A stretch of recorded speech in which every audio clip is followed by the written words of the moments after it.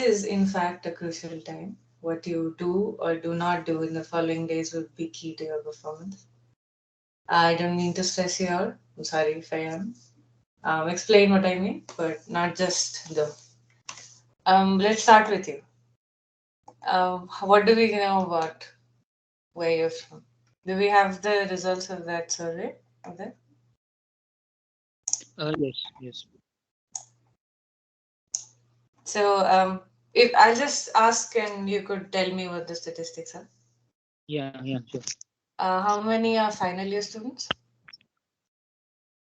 Mm, three of them, matlab, we have got nine responses. So three who have joined are from final year and six are not. Okay. How many have appeared for GATE before? Three have appeared and six have not. Okay. Have they been preparing for at least the last 4 5 months? Yes, two of them have been preparing and seven no. Okay. Okay, so lot of last minute. Cool. How many have solved previous papers and how many have just browsed through? Five of them have solved. Okay. And how many are engaged otherwise with classes in office?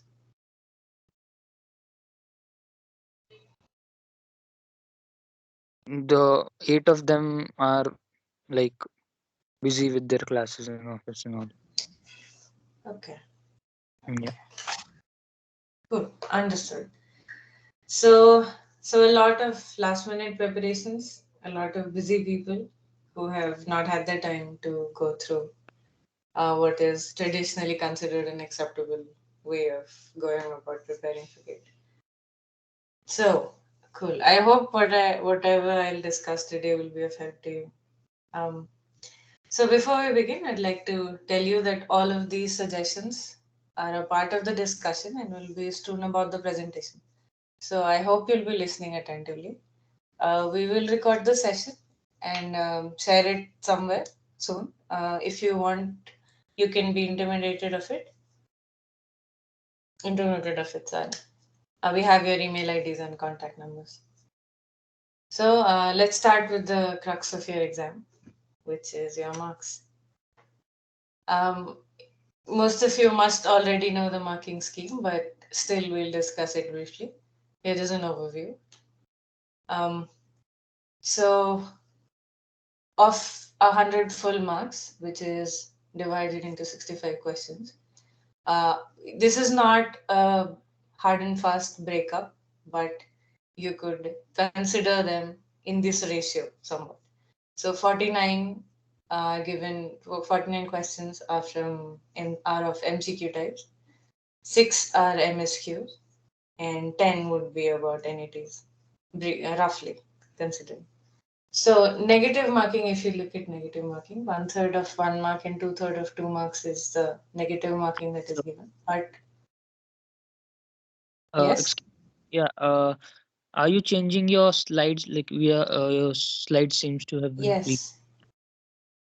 We are just in the first Where slide. are? The gate 2022 11th hour prep. Okay. Oh, sorry. Yeah, yeah. Now Let's it's changed. try. Thank you. I stopped sharing. Just a second.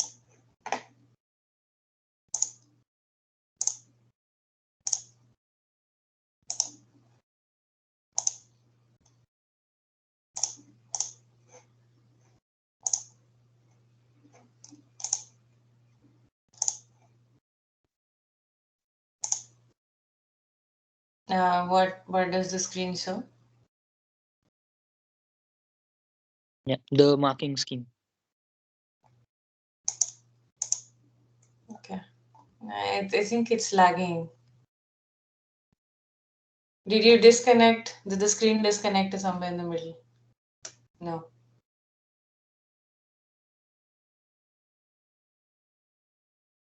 Okay. Okay. I hope you're looking at the marking scheme right now. Yes, yes. So of the 100 full marks, as I said, they are divided in 65 questions, and around 49 of which will be MCQs, 6 will be MSQs, and 10 will be NETs. Now, the negative marking, which is 1/3 of 1 and 2/3 of 2 marks, is only for MCQs and not for MSQs and NATs. But the MSQs and NATs are the most unpredictable and risky.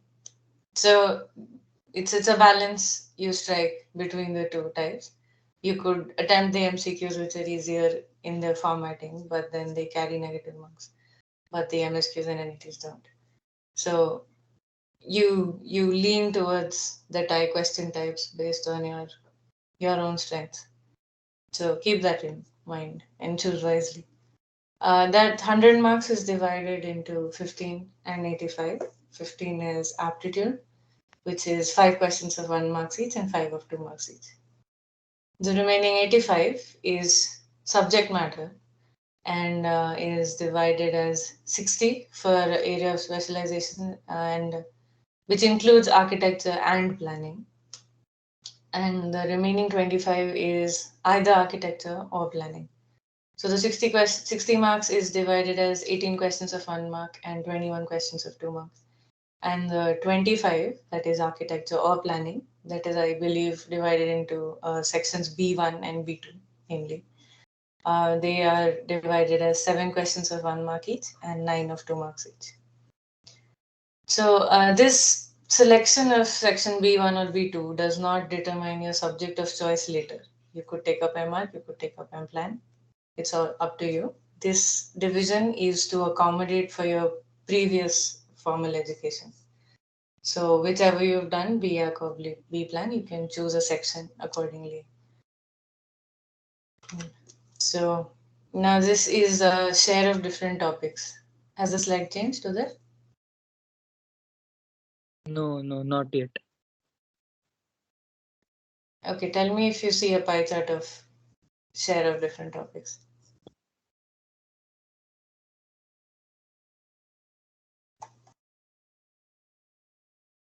It's just the same slide.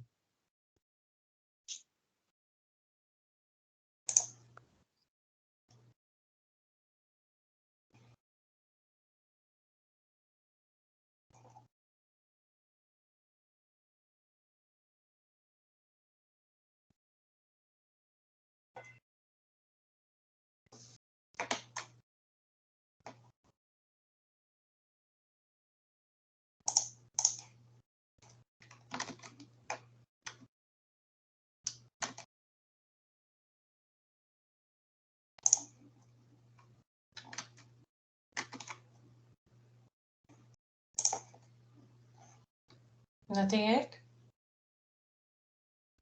No, still the same marking scheme slide. Yeah, now it says changed. Yeah, I guess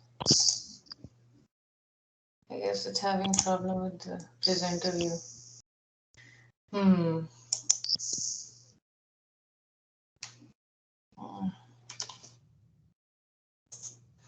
We are seeing the share of different topics slide now. So if you have a PDF for the same, so can also share the PDF, like screen share it. Okay. Okay, I'll see. I'll refresh after each slide. It's not that big a presentation anyway. So the share of different topics. Um, what you see on your screen is a rough division of the importance given to the different subjects that you're familiar with, obviously.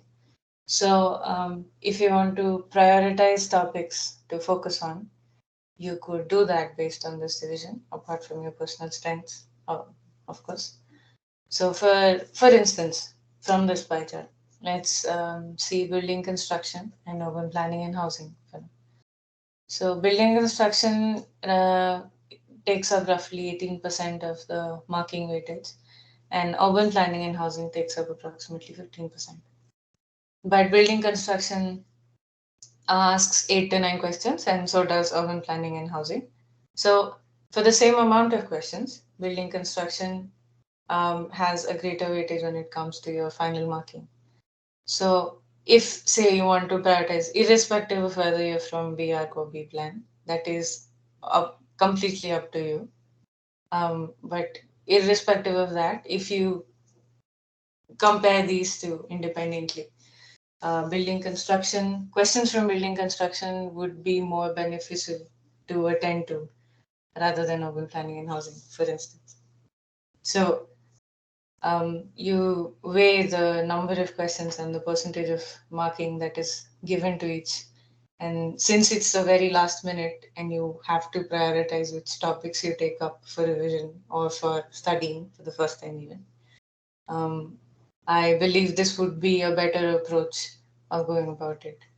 So, another example, say urban design and landscape, as well as structures, have the same percentage of marks assigned to them, but the number of questions from each is different.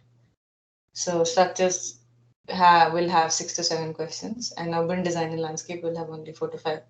So, for the same amount of marks, if you go through urban design and landscape, you'll be able to save time because it's only 4 5 questions. You will attempt the same weightage of marks as you would if you had attempted structures. And structures mostly asks for a lot of NETs and MSQs. So not MSQs, I'm not sure about MSQs, but it's mostly NET and MCQ.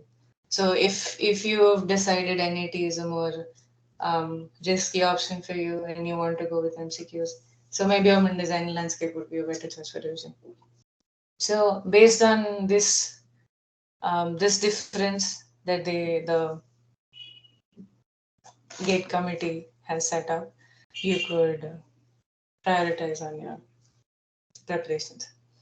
But this is all not only true for preparations; it's also true for when you're attempting your exam. To best do this, use this idea in your during your exams. To best do this, you go through the entire question paper once. This might feel like overkill then because you would be browsing through and you would feel like you're wasting time.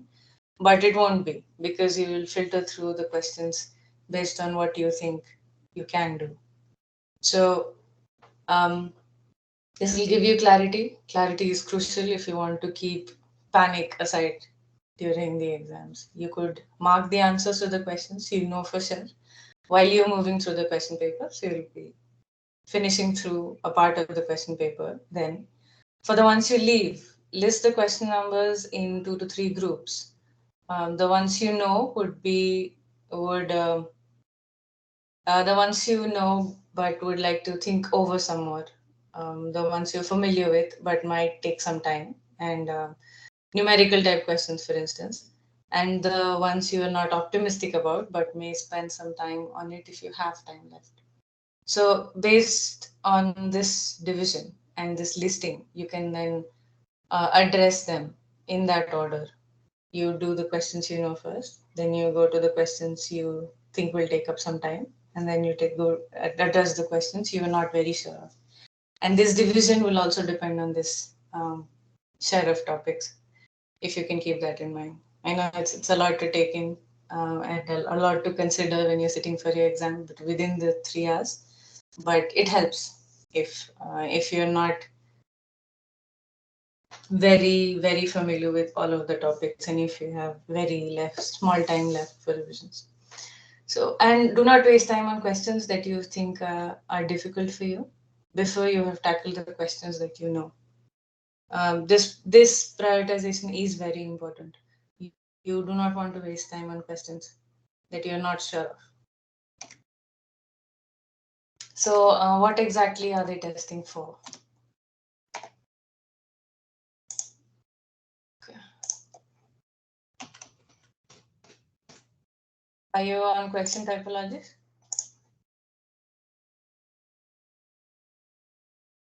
I believe. Okay. Yes, ma'am. Yes. So, what exactly is the intent behind the questions that they frame? What exactly do they check? If you have read the brochure, it mentions these broad typologies that you're looking at on your screen right now. These typologies test your ability to recollect, to comprehend, to apply, analyze, and synthesize. So, what does that exactly mean? Recall based questions um, test your ability to remember facts, principles, formulas, laws. So you're expected to bring that up from memory and answer them as a one line question, one word question, NET, whatever. So this is solely based on your ability to recollect what you already know. Cool. Comprehension type questions, and they test your ability, your understanding of the subject at large. So whether you have read through the topic with a lot of clarity and extensively and going into the nooks and crannies, if you have done that. Application uses this recall and comprehension based knowledge, and it asks you to apply it on a subject either through computation or reasonable logic. Um, the analysis and synthesis type questions, they give you some data, and based on your understanding you filter through that data, you decide what is important and what is not, and then you answer question based on that. So recall type questions are the ones you tackle when you make that first run of the paper, because they're, you either know them or you don't. It's very rare that you don't know something and then you recollect it in the middle of that 3 hours, that panic-stricken, very stressful 3 hours. It's not that common. So you either know it or you don't, and there are very less chances that you'll remember if you don't within that 3 hours. So you do that when you do the first run of the papers, as I mentioned. They take up the least amount of time. Comprehension type questions, they need depth. So it depends, your ability to attend to these questions depends on how much you have webbed out when you were studying that particular topic. And most of the overlapping questions, which we'll discuss next, come from this realm of a particular topic. So your understanding of that topic will be very crucial when you're um, addressing these questions. Overlap also. Logical application can be tackled from the sensibility you gather when you comprehend. Computational ones, however, need practice. The last kind also depends on both theory and computational skills. So this application analysis and synthesis part requires a little bit of practice. Um, Not the essence, but sometimes the way you tackle the questions and how to go about the questions is something you need to practice. So if you haven't already done these type of questions, I would suggest you don't focus on them. And I highlighted the recall and comprehension parts because they are the basis of all of these question types. So if you have not had the time to practice the last two types, you could focus on recall and comprehension. And if you can, if you can manage, um, well, what should I say? If you can manage to go about thinking a problem and how to solve it based on your understanding, then you can tackle the last two questions on the spot, right in the exam. But if not, you can easily go through and even crack the exam based on recall and comprehension type questions. So don't focus on the other two if you're not comfortable. That won't be very wise. You'll end up overburdening your head, and that just makes you sluggish when you're giving exams. So don't. So next, overlap. Um,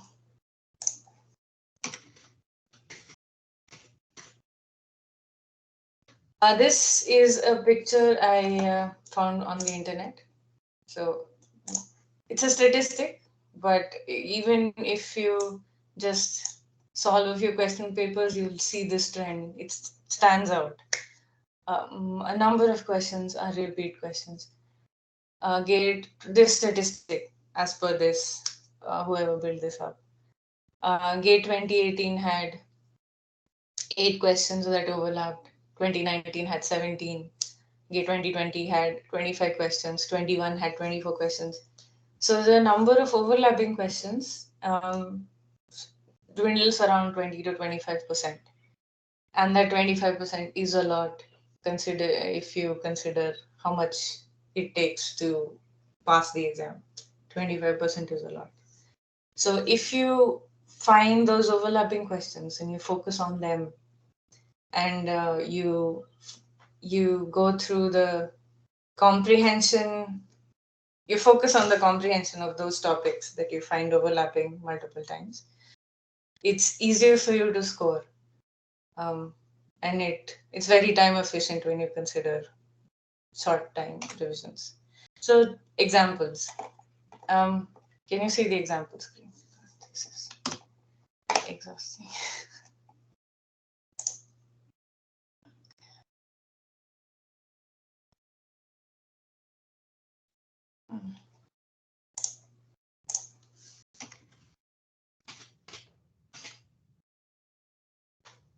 I hope you can see the examples. In GATE 2013, there was a question that asked, in GIS, a set of entities representing vector data type is, and the four options you have in front of you. In GATE 2021, something similar was asked, which is what is the smallest entity of raster data used in GIS? So if you're looking at how to go about revising this topic, so whichever paper you stumble upon first, the niche you would look into would be data types in GIS. Then you move to what raster and vector data types are, what they are made up of, what they are used for, etc. So this is the small niche that builds up the comprehensive understanding of data types in GIS. This would be important when you're tackling any and all questions that pertains to GIS. The next example. Can you see the next example? Yes.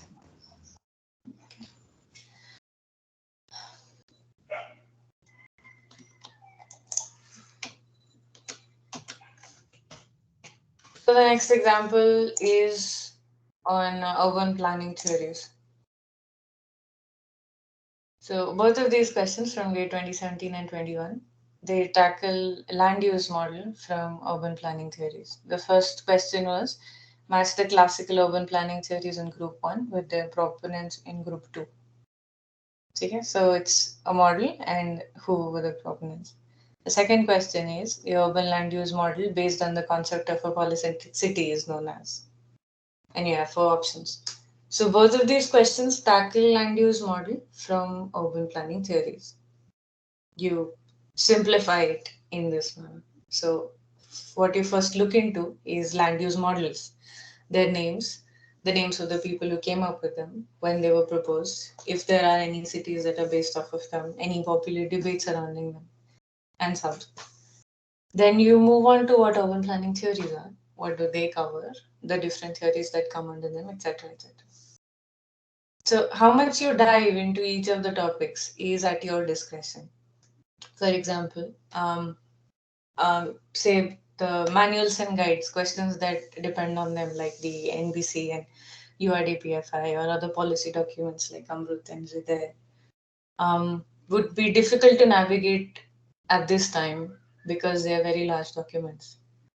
You could read up on your particular topic and not deviate as much when you're looking at such manuals. If you haven't been through them before, they're very extensive, and you would be lost if you kept on expanding. So limit your comprehension to a degree that you find comfortable and that you can manage. Don't go overboard with that. So putting this together, how would I put it together? So if I have to suggest, say, a well-defined, neatly boxed in revision method. I would suggest you pick up one question paper a day. You still have 2 weeks left, so that is around 14 question papers, which is a good amount. You pick up one and you go through the questions one by one. If you have a comprehensive understanding of the topic taken up in the question, it is good for you. Move on to the next. If you don't, read up on it. Use your notes if you have meticulous and preserved subject notes. If they are not sufficient, however, use the web. Search for the topic, read up on it, build that comprehensive understanding. Take as much time as you need and deem fit to give to each question. You have the whole day for 65 questions. That is a lot of time for very less questions. So give them adequate time and build that comprehensive understanding for each question paper. It gets easier with each passing day because of the overlap factor we saw. So every new day you either don't know and look up the topic, or know because you've just always known, or know because you have read it up in the last few days. And this last kind is also helping you revise the new stuff you looked up. Okay, so you address the question paper with more comprehension and idea than before, and you test your recollection capacity, because say something you read up on Monday and you cannot recollect on Friday is not good. So keep revising that. You will be able to within the, I think, last within first week and a half, say 10 days, you will be able to go through the question paper and at least judge very quickly what are the questions you can address and you cannot. This clarity is very important. Don't underestimate the importance of this clarity. You don't know 100% of the question paper. You cannot attempt 100% of the question paper. You will not be able to score 100% of the question paper. Recalling 5 years of information is not easy. So prioritize. Okay. And mind you, this is not to hone your test giving skills. It is to cover the vast breadth of the subject, that is architecture and planning, within a very short time, in a manner that most effectively touches upon all of its niches. For some, it might seem relaxed, but it isn't.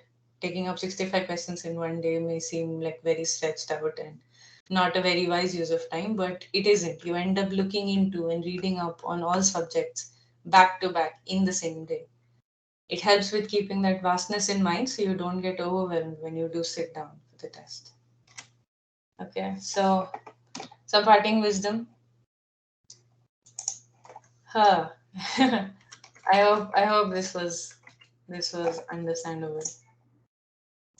So the method I just put together in the last slide is my frame of mind and my recollection and revision system that works for me. It has worked for me for this exam and others. And this may not be true for each and every one of you. I hope you can filter from this what works for you and what doesn't. Apart from this, consider a break. Seriously, not the kind where you keep mulling over the subjects in your head. Try and keep it empty. Give it some space to breathe. That is essential for recollection, which we saw was an important part. You could do yoga, try jogging, whatever works. That pause is essential. Okay? Keep in mind that pause. The very best of luck to all of you. Thank you. I think we have time for questions. We have 15 minutes left.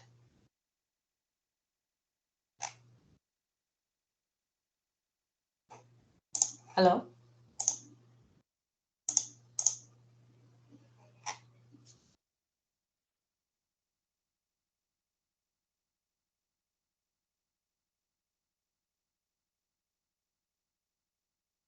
Hello? Uday?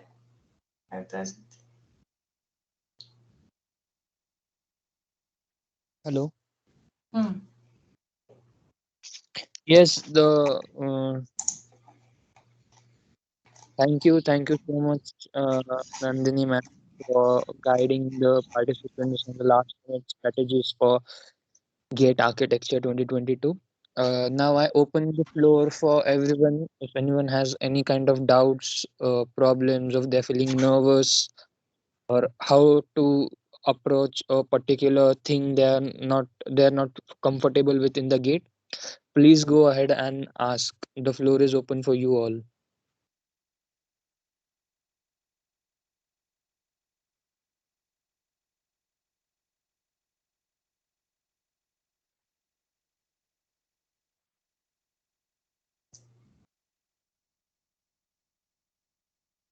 Anyone can speak up regarding any issue they have, any problems, any doubts. The floor is open. Please, please unmute yourselves and ask. Everyone is able to unmute themselves, right?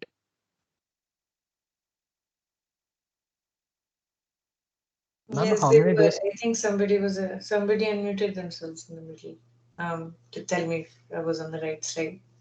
So they can. You could Ma'am, write how it in the many? chat box also if you're just not Hello, good there. afternoon, ma'am. Hello. Hello, good afternoon, ma'am. I'm Hemant. Ma'am, how many days took for you to prepare, ma'am, Uh, for the when you went in that's 2019? In 2019. 19, yes. Well, I had been home, but I was busy with some other stuff. So, every day I used to revise during the night. So, I'm a night owl. I would start at around 1, 12 p.m., 1 a.m., and study till 6 or 7. Then I would sleep the whole day. And this strategy that I mentioned to you, this I took up in the last week of the exam. So you're already 1 week ahead of me. So I think it will be helpful. I did this for the last week, and the remaining 1 or 2 months, I would just go through my notes at night. It does Thank not you. take up a lot. If you have listened to your classes, if you have been attentive during the classes, um, it does not take up a lot of revision.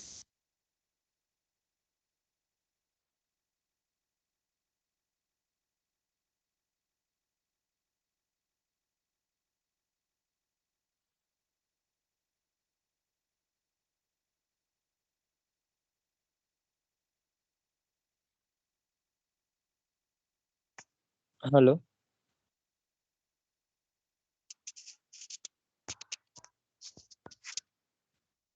Ma'am, we are unable to hear you, ma'am.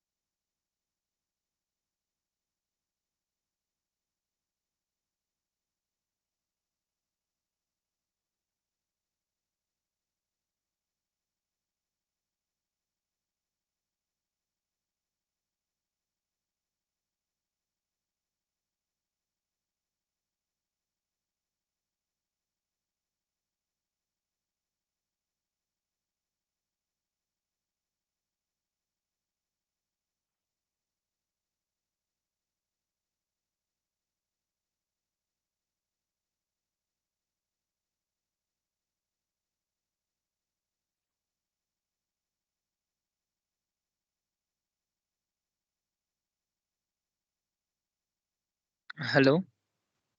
Nandini ma'am.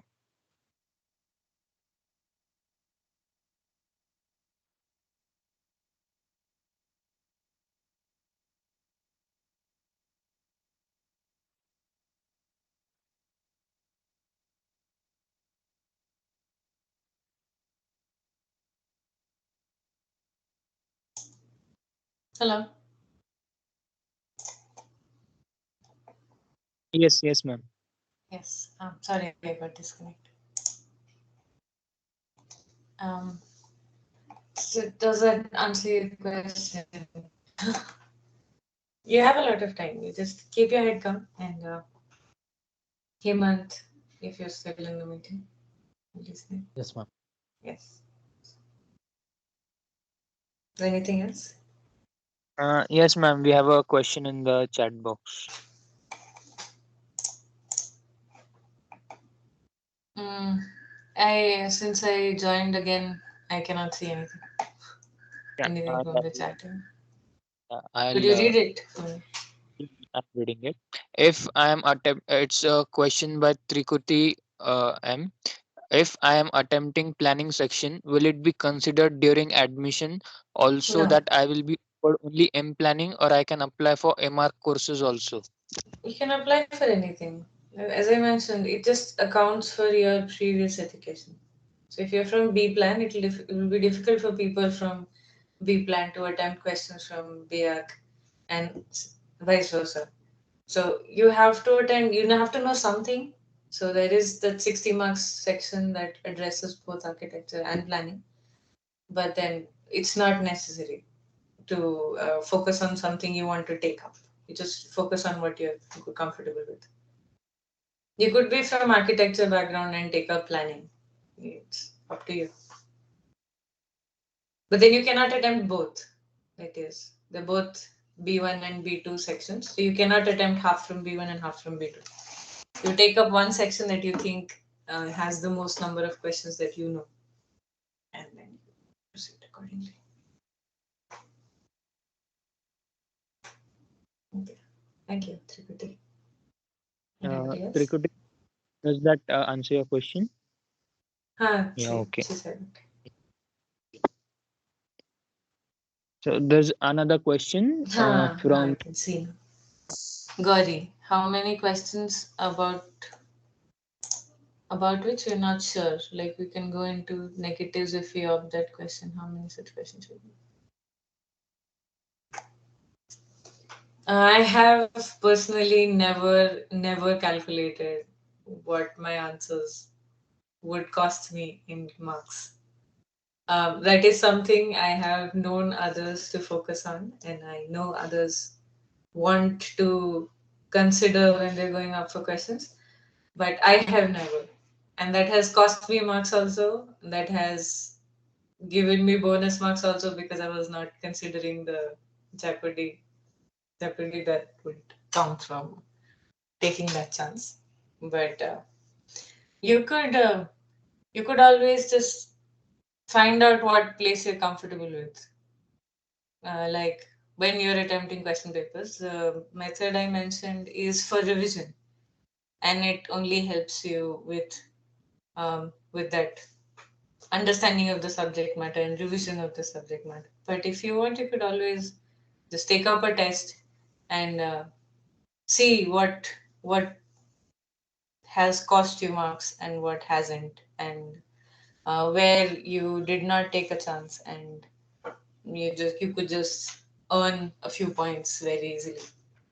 So I would suggest don't MSQs and NATs you don't skip out on. They will be hard and they will take up a lot of time because you will have to think about them a little more than you will have to think about MCQs. But they don't have negative marking. So I guess they're a safe bet as long as you don't waste a lot of time on them. But MCQs, I think you'll have to see which place you're comfortable with. It's a personal choice. Okay, got it. Tricotale, whether weightage of any specific section like numerical affects rank. No. Whatever you answer, whatever you're marking, it's a gross number that comes out, irrespective of the section, irrespective of the type of question, irrespective of the typology.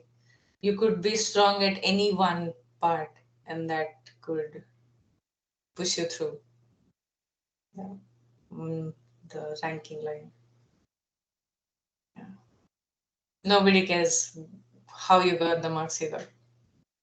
You could score, your general aptitude section could be your deciding factor.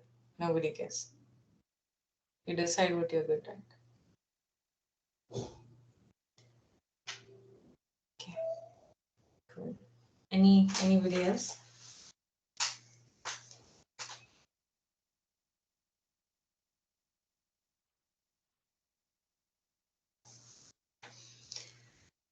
Aptitude.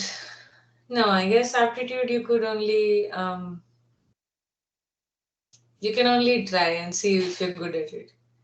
I My personal experiences, aptitude is not something you can build in a short while.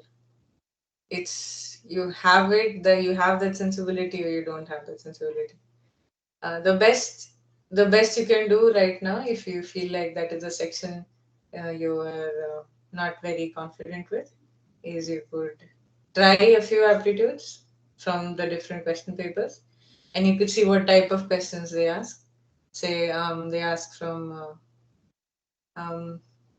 say from the news, or from general maths, or it could be 3D, your visualization capacity. So it could be anything. It does not have that much of a pattern to it, but some questions are overlap. There are some questions on English. There are some questions on general knowledge. There are some questions on the tricky maths type questions. So that only comes from just doing it and thinking about it a lot. So if you think you need to do that over and over, you could just take up a lot of question papers and just do aptitude 1 day or 2 days. Have fun with it, I guess.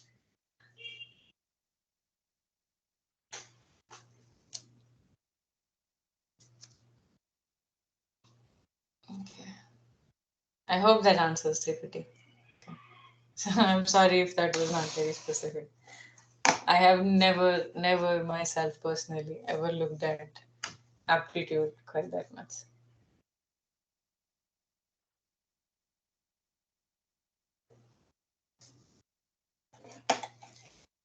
Smith Sarthak. Good afternoon. Revising the previous year's questions, I felt like architecture has got a little more weightage than planning, more questions from architecture than planning. So, as a planning student, what should we focus more on, and how many questions from should we want it? Yes, I know that is not fair. Architecture does have more weightage than planning. Um, well, you have the broad topics from architecture. So, like I mentioned, you could look at the list of topics from architecture, and you um, pick up the topics you think you can easily read about. For example, say if you have not had structures, then that is not something you take up 2 weeks before the exam. So don't just drop it. Um, you could building construction is something that requires a little bit of material knowledge. So that also takes up time. If you have some knowledge of it, you could maybe, but otherwise, I think every topic is a vast topic that way. So it would not be fair to you to just drop anything. But some things that are common between architecture and planning, like say green building technologies, or I don't know, does planning have material? Do you study about materials? Sarthak?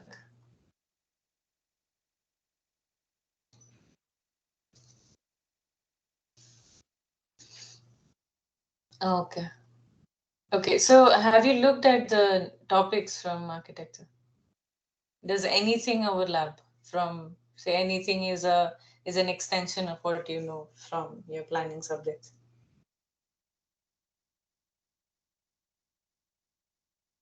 Okay. Hmm. So then you can pick up building construction maybe. Um, for example, if you're not familiar with history, history is also a very vast subject that you don't take up 2 weeks before exam. So structures in history, I would not suggest personally. Um, what else is there? Mm, like urban design and landscape, um, design theory and practice, the basics of architecture design. Um, Landscape is something I think that overlaps with both urban, both planning and architecture. So something from landscape. Um, Housing, that overlaps. So mm, yes, housing you could. Um, mm. For example, like say service, transport planning and services. This is not something that, not services, but transport planning and other planning guidelines like URDPFI. These are not something that is addressed during architecture school.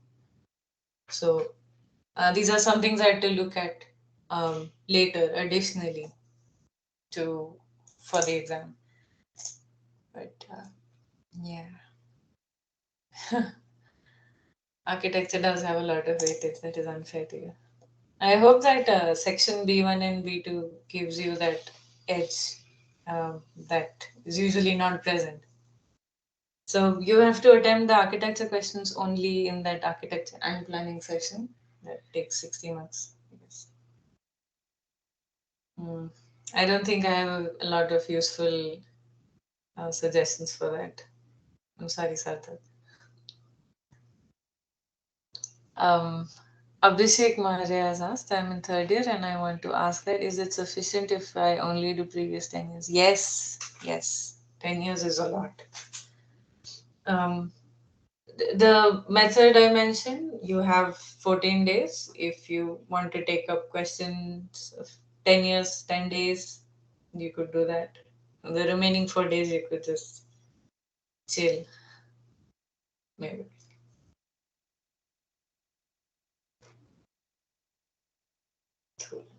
Sarthak, I'll ask some of my planning friends if they have any suggestion.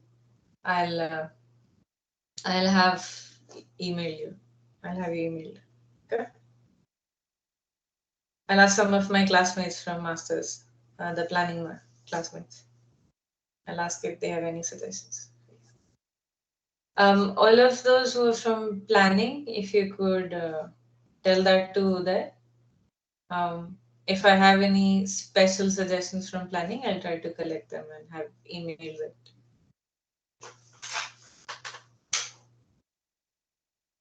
Yes, sure, ma'am. We'll definitely circulate them.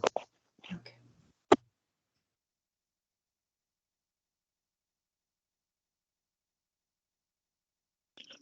Some have joined right now. So, like, if anyone, all those who are present in the meeting, if they have any issues or any doubts or any about what will be the paper or how to approach it, please ask. Unmute yourself or ask, or you can write in the chat box. Some have joined a bit late. Thank you.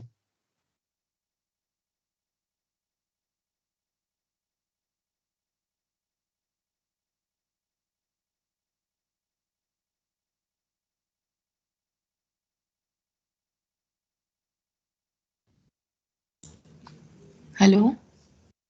Hello. Yeah, am I audible? Yes, yes. Yeah, good afternoon, ma'am.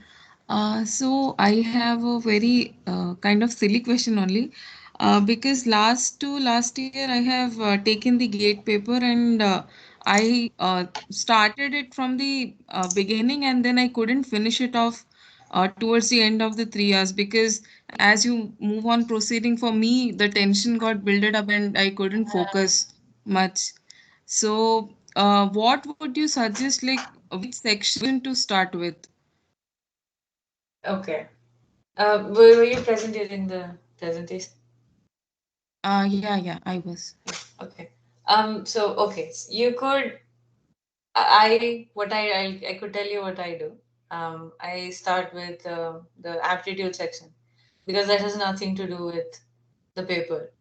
and that takes 15 marks. So that is a good chunk of the marks, and that has nothing to do with the paper. So you finish off that 15 marks first, and then what I do is I go through the paper once, like I mentioned. So you go through it once, and there are a number of MCQs and one word questions. And we are very lucky compared to engineering students, is because um, they have a lot of numerical type questions which we don't. We have theory based questions. A big chunk of our exam is theory based questions. So it's easier to just recollect what you know and answer based on that. So what I do is I go through the question paper once and I answer the questions that are just obvious and one word answers, MCQs that I know for a fact, and I move through. If there is any question I feel like I have to think about even for 2 minutes, I just go past that and I jot down the question numbers in the notepad that they provide.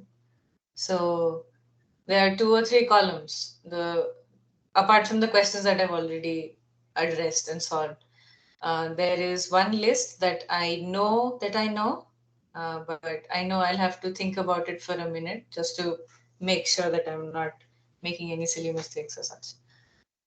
There is a second list that is questions that will take some time.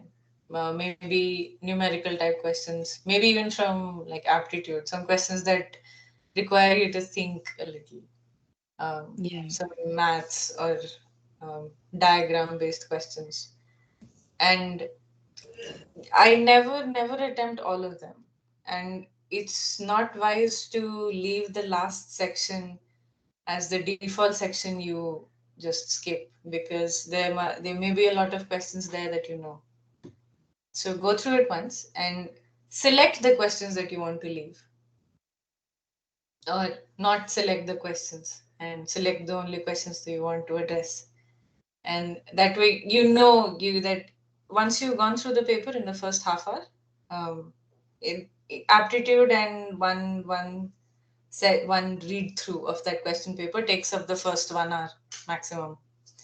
So in the first 1 hour, you will know how much of the question paper you know.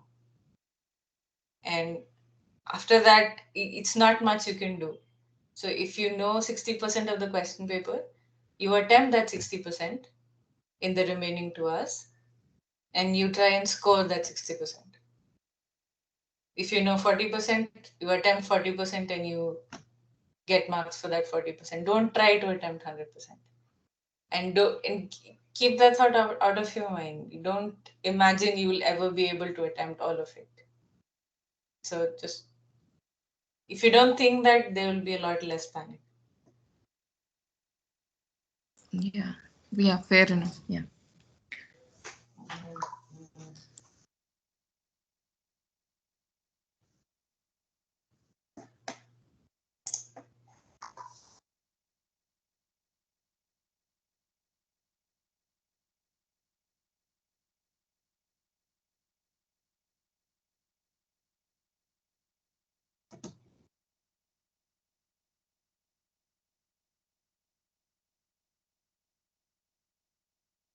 Anybody else?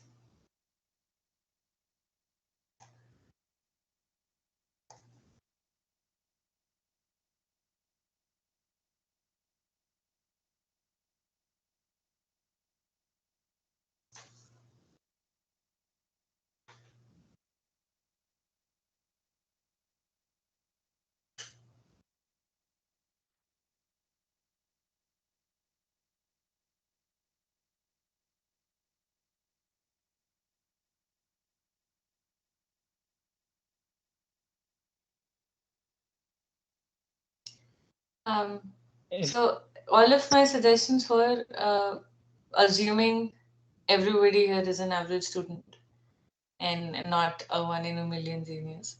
So when I say you'll never be able to attempt 100%, don't take it on face value. You could always attempt 100% and you could always score 100%. And that's a good goal to have, but it's not very realistic if you're just starting or you have not had enough practice. because people who attempt 100% and who score 100% have been preparing for this exam for like a year, 2 years. That is a different level of preparation. What you want is to score enough to pass the exam, and to score extra enough to get into a good college of your choice. So 100% is more of a topper's dream. It barely makes a difference. You could score 100% and somebody could score 60% and then both be classmates. So that is a very creamy 1% group of persons, and it's not realistic a lot of the times. But if you want that 100%, you could always aim for it. I don't consider my suggestions as demotivation. Okay. Yes, Uday, you were saying something.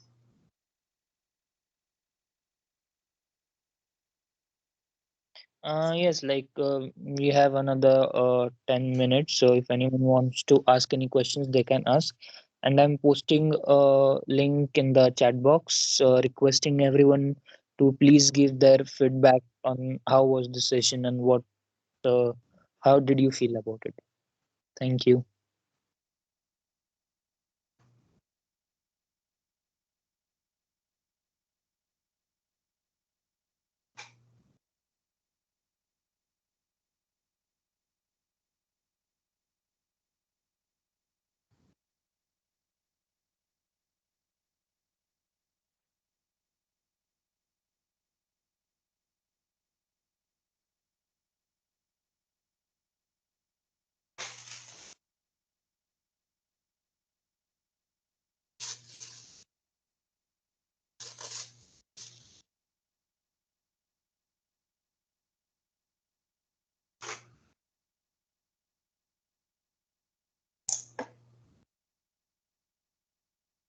I'm guessing nobody else has any questions.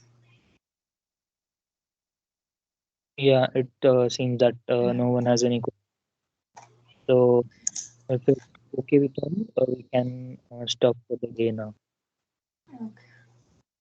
Sure. Thank you so much, ma'am, for Thank you. joining us and taking this very insightful conversation to all our participants. And also, special thank you for all the participants to join and discuss about the GATE 2022. Thank you so much, everyone, on behalf of Planning Insights. Thank you. Thank you, everyone, for joining in and listening so patiently for an hour or so.